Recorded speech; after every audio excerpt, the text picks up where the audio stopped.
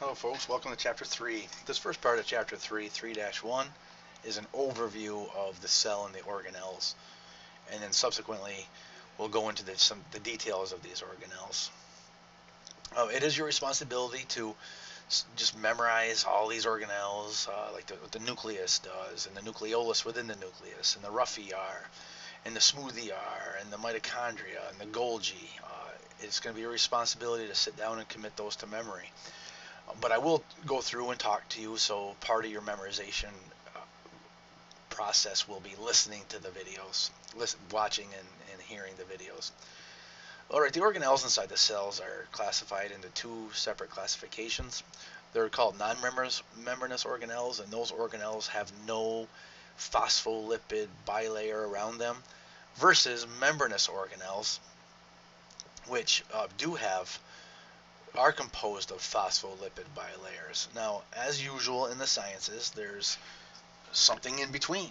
And what's in between is that when you look at these non-membranous organelles like microvilli and cilia, some of them, depending on what domain of life you're in, and of course this is human anatomy, so we're in the eukarya domain and we're talking about human cells, but they do have plasma membrane surrounding them. The plasma membrane is continuous with the plasma membrane of the cell and surrounds these organelles, but they're not composed of they're not internally composed of phospholipid bilayers. So they're not a vesicle inside the cell composed of membrane. They're like the mitochondria is, like the rough ER is, like the lysosomes are.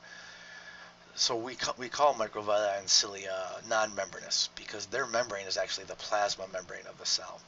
Whereas the membranous organelles, like the rough ER and smooth ER, they have a phospholipid bilayer that composes them. The Golgi apparatus has a phospholipid bilayer. Lysosomes have a phospholipid bilayer. Peroxisomes have a phospholipid bilayer. Mitochondria have a double membrane system. They have two phospholipid bilayers. The nucleus has two phospholipid bilayers. So those would be membranous organelles. This is a picture of the cell, and again, this first part is just an overview. I'm supposed to be talking to you about centrosomes and centrioles right here. Here's the centrosome. These two things are called centrioles. So this is a centriole. That's a centriole. Sometimes the centrosome is referred to as the microtubule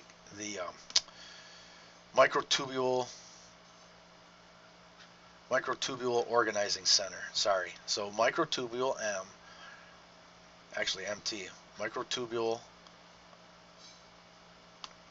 organizing center, the MTOC. Because what happens is microtubules grow out of the centrioles. And because microtubules grow out of the centrioles, we call it the microtubular organizing center. The cytoskeleton is composed of three types of filaments: a microtubule, a microfilament, and an intermediate filament. So likely, because they're calling the reddish one microfilaments and the yellowish one microtubules, this one must be an intermediate filament then. And we'll talk about all three of these in the next section. In the plasma membrane here is a phospholipid bilayer. You can see one phospholipid layer here and another phospholipid layer here, so it's a phospholipid bilayer. That's the plasma membrane. Microvilli. Now this is what I was talking about before. This phospholipid bilayer around the microvillus is part of the plasma membrane. It's not inherent to the microvillus itself. It's not separate from the plasma membrane. These are composed by microfilaments pushing their way up through and making these small projections. The function of microvilli is to increase surface area. So if you increase surface area, you're better at absorbing material. So increase surface area for absorptive surfaces.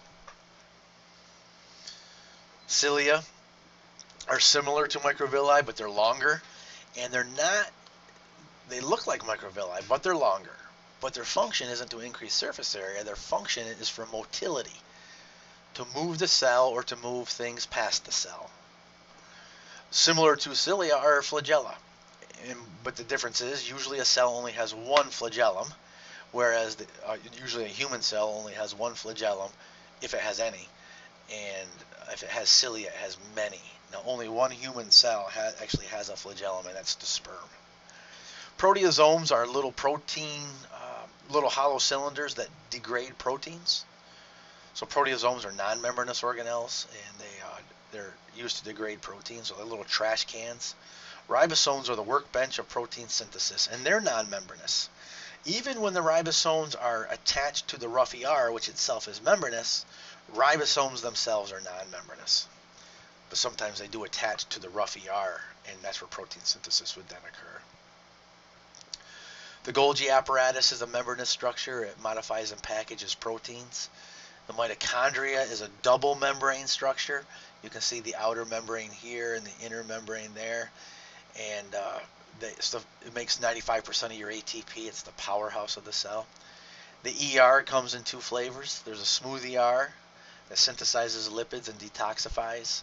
And there's a rough ER that makes proteins. The rough ER is rough because it has ribosomes on it. The smooth ER is smooth because it doesn't have ribosomes on it. Peroxisomes contain hydrogen peroxide, plus they detoxify, so they neutralize toxic chemicals, and they also contain hydrogen peroxide. The lysosomes do intracellular digestion. They fuse with and digest bacteria and even some of our old damaged organelles. And then the plasma membrane is the phospholipid bilayer. Here's one phospholipid layer, and here's the other phospholipid layer, so it's a bilayer. Intercalated within the phospholipids are these cholesterols. Cholesterols moderate the fluidity of the membrane, and I say moderate because sometimes cholesterol stiffens the membrane, and sometimes cholesterol makes the membrane more fluid. So I use the word moderate, and you're going to say, well, when does it stiffen it and when does it make you more fluid? Well, cholesterol stiffens the membrane when the cell's in a hot environment, and it makes the membrane more fluid when it's in a cool environment. So it's temperature dependent on its function. We have proteins in the membrane.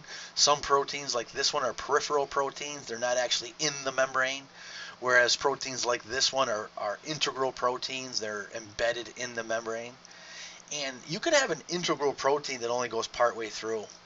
So an integral protein that goes all the way through is called a transmembrane protein because it completely transverses the membrane.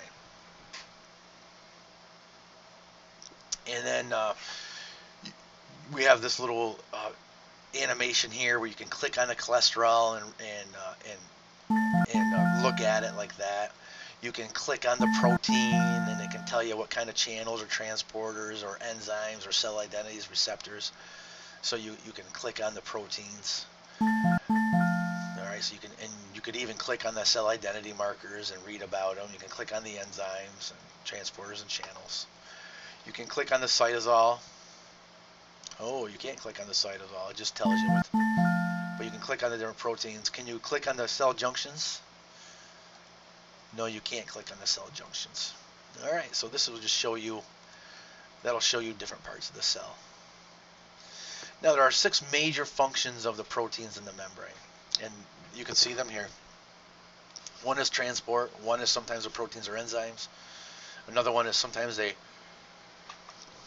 act in signal transduction. This is a huge topic we'll talk a lot about later. One is they are involved in cell recognition. It's how your immune system knows that your cells are your cells and foreign cells are foreign cells. Another is that they're involved in intercellular junctions, gap junctions, desmosomes, and tight junctions. And another is that they have to attach the cell to the extracellular matrix out here. This is the extracellular matrix. And this is very important. If your cells aren't attached to the extracellular matrix, they suffer diseases or malfunctioning. And the classic disease for that is Duchenne's muscular dystrophy. Duchenne's muscular dystrophy is with one of these molecules is lesioned. Therefore, you break the connection between the cytoskeleton and the extracellular matrix. That's a very important connection to have this occur. This is important. So these are the 6 functions of the membrane proteins. We'll cover all of them in detail as we go through the semester. I'll see you in the next mini lecture.